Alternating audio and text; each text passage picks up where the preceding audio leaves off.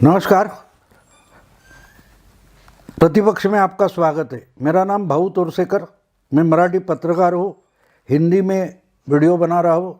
उम्मीद करता हूँ आप समझ पाएंगे। दोस्तों, आज मैं नरेंद्र मोदी, हमारे देश के प्रधानमंत्री, और भूतपूर्व प्रधानमंत्री इंदिरा जी, ये दोनों दो समय के बड़े राजनेता हैं और उनकी तुलना करना चाहूँगा। इंदिरा जी तो समाजवाद लाने के लिए राजनीति करती थी और उन्होंने गरीबी हटाओ का नारा दिया था।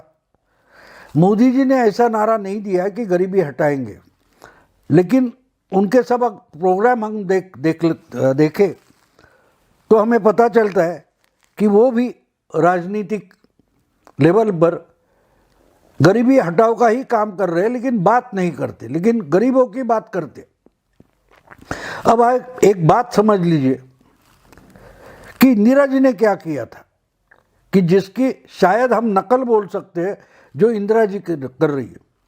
इंदिरा जी जब प्रधानमंत्री थी तो उस समय कांग्रेस को राइटिस्ट पार्टी बोला जाता था। हम आजकल बार बार सोचते हैं कि लेफ्टिस्ट और rightist, right to left, left to right, left of the centre वगैरह वगैरह बातें चलती है। तो राइट का मतलब पूंजीवाद और लेफ्ट का मतलब लिबरल या सोशलिस्ट। सोशलिज्म मतलब लेफ्टिस्ट होता है। तो उस वक्त 60 के दशक में इंदिरा जी जब प्रधानमंत्री बनी तो देश में लेफ्ट पार्टियां जो थी, सोशलिस्ट, कम्युनिस्ट वगैरह पार्टियां जो थी, वो जोरों पर थी। कांग्रेस का जनाधार जितना खिसकता जा रहा था, वो ज़्यादा से ज़्यादा लेफ्ट पार्टी, सोशलिस्ट पार्टी, इनके तरफ जा रहा था। और उस वक्त स्वतंत्र पार्टी करके एक पार्टी थी, वो तो सोशलिज्म के खिलाफ ही थी। जब कॉन्स्टिट्यूशन में सोशलिज्म ये शब्द डाला गया और हर पार्टी को अपना रजिस्ट्रेशन सोशलिस्ट होने से ही करना चाहते थे, तब स्वतंत्र पार्टी ही बंद हो गई। उन्होंने बोला कि नहीं, हम तो सोशलिज्म के खिलाफ है, हम हमारे पार्टी के कॉन्स्टिट्यूशन में सोशलिज्म शब्द नहीं डालेंगे। लेकिन जनसंघ था, वो भी राइटिस्ट पार्टी मानी जाती थी, उन्होंने डाल दिया और उसका ही आजकल भाजपा बन गया। तो उस वक्त कांग्रेस को ये सब सोशलिस्ट और कम्युनिस्ट पार्टी जो है वो राइटिस्ट पार्टी, कैपिटलिस्ट पार्टी मानती थी। तो इंदिरा जी को जब पता चला कि आहिस्ते आहिस्ते कांग्रेस का जो जनाधार है वो लिबरल और सोशलिस्ट और कम्युनिस्ट उनकी तरफ निकल जाएगा, तो कांग्रेस बचेगी नहीं। इसलिए हमें गरीबों की बात करनी चाहिए और इसलिए उन्होंने स्लोगन दी, गरीबी हटाओ।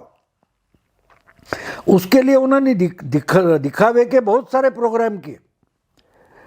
एक दिन उन्होंने कांग्रेस में जो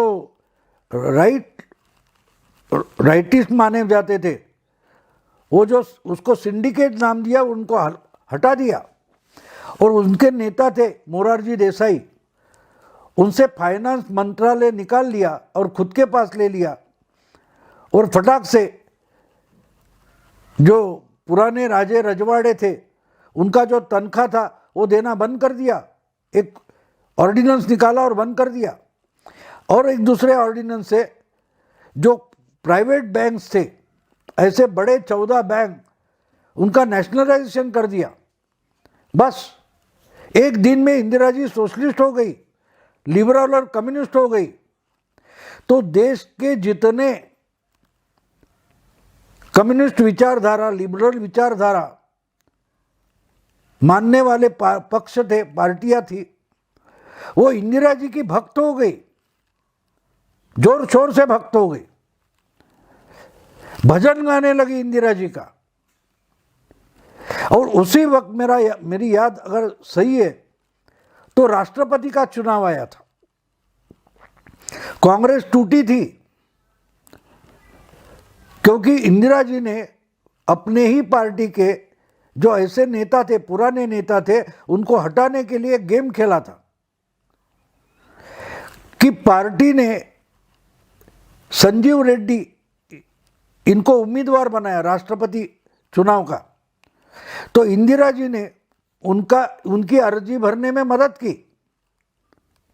लेकिन जब व्हिप निकालने की बात आई कि भाई पार्टी का, पार्लियामेंट का हर कांग्रेस एमपी है, उसको तो संजीव रेड्डी को ही वोट देना पड़ेगा, ये व्हिप प्राइम मिनिस्टर या पार्टी का लीडर जारी कर सकता था, और इंदिरा जी ने उसको नकारा। और इंदिरा जी की प्रोत्साहन से उस समय के जो हंगामी अंतरिम राष्ट्रपति थे, वो बेसिकली उपराष्ट्रपति थे, वीवी गिरी, उनको रिजाइन करके इंदिरा जी ने ही खड़ा कर दिया। तो हो गया ये कि गिरी ये सोशलिस्टों के, कांग्रेस के थे लेकिन सोशलिस्टों के, लेफ्टिस्टों के उम्मीदवार बन गए। और इंदिरा जी जो सोशलिस्ट बनी थी, तो देश में जितने सोशलिस्ट थे, कम्युनिस्ट थे, उनकी पूरी की पूरी ताकत इंदिरा जी के साथ हो गई, और वीवी गिरी राष्ट्रपति चुने गए और संजीव रेड्डी हार गए। तो कुछ महीने में इंदिरा जी एकदम लेफ्टिस्ट हो गई। क्यों? तो उन्होंने दिखावे के लिए जो कुछ किया, उससे ये खुद को लेफ्टिस्ट मानने वाले उनके पीछे दौड़ते चले गए। लेकिन इतना होने के बाद इंदिरा जी ने पार्लियामेंट ही बर्खास्त, लोकसभा बर्खास्त कर दी और मध्यावधि चुनाव लाए। अब देखिए, जब मध्यावधि चुनाव लाए तब कांग्रेस पार्टी टूटी थी।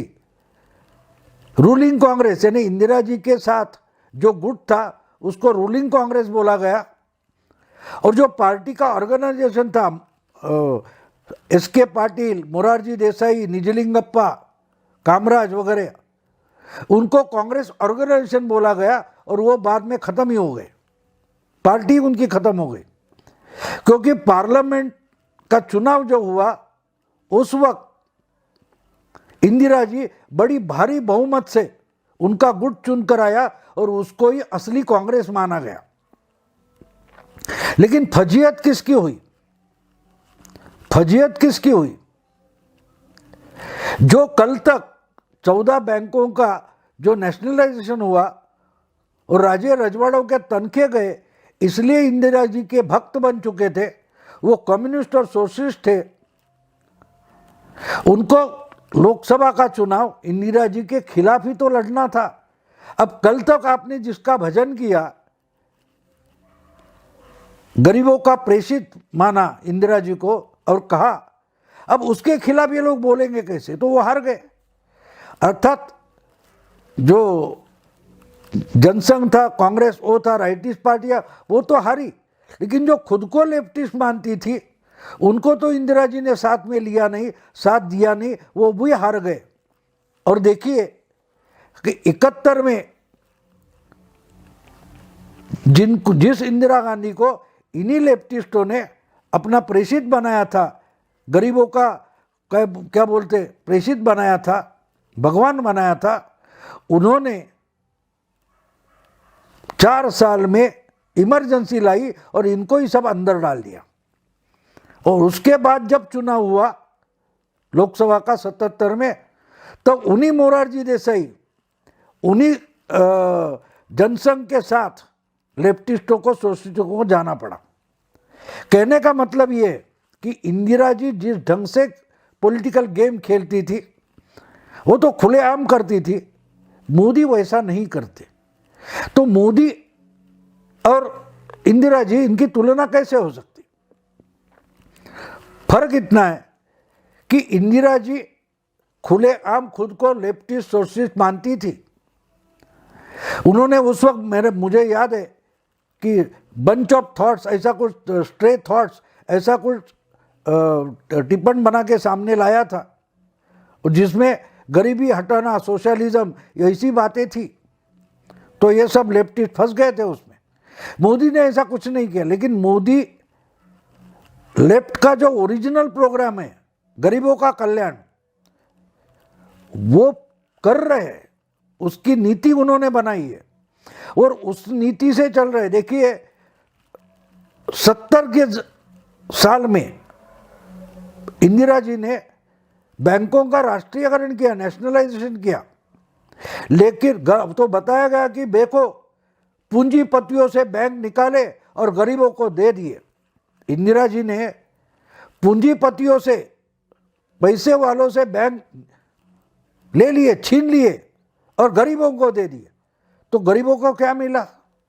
उसी गरीब को आज तक नरेंद्र मोदी सत्ता में आने तक गरीबों को अपने धंधे के लिए, व्यवसाय के लिए क्या मिला? बिजनेस के लिए क्या मिला? खेती के लिए कर्जा मिला? नहीं मिला। तो बैंक का नाम बदल दिया, लेकिन कारोबार तो वैसा ही चलता रहा। लेकिन मोदी की बात अलग है। इतने साल 71 से लेके 2015 तक, कितने साल हो गए आप गिनो, 50 साल से ज़्यादा का समय हो गया, लेकिन उस गरीब को बैंक में खाता भी नहीं था। तो मोदी ने जनधन खाते शुरू किए, तब जाके ये गरीब, जो इंदिरा जी ने बोला था गरीबों की बैंक हो गई, वो गरीबों की बैंक बनाने का काम नरेंद्र मोदी ने किया, लेकिन गरीबी हटाओ की भाषा नहीं की।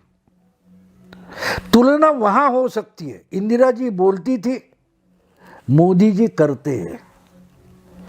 तो आज मोदी को राइटिस्ट बोला जाता है, लेकिन मोदी इंप्लीमेंट क्या कर रहा है देखिए। अब ये किसान आंदोलन की बात लीजिए, किसानों के खेती के संबंध में जो कानून बने देखिए, उसके खिलाफ लेफ्टिस्ट, लिबरल्स, सोशलिस्ट लड़ रहे हैं, लेकिन उनके साथ कंधे से कंधा मिला के कौन है? वही दलाल है, वही व्यापारी है, वही बिजनेसमैन है जो आज तक किसानों का एक्सप्लॉयटेशन, शोषण करते आए हैं।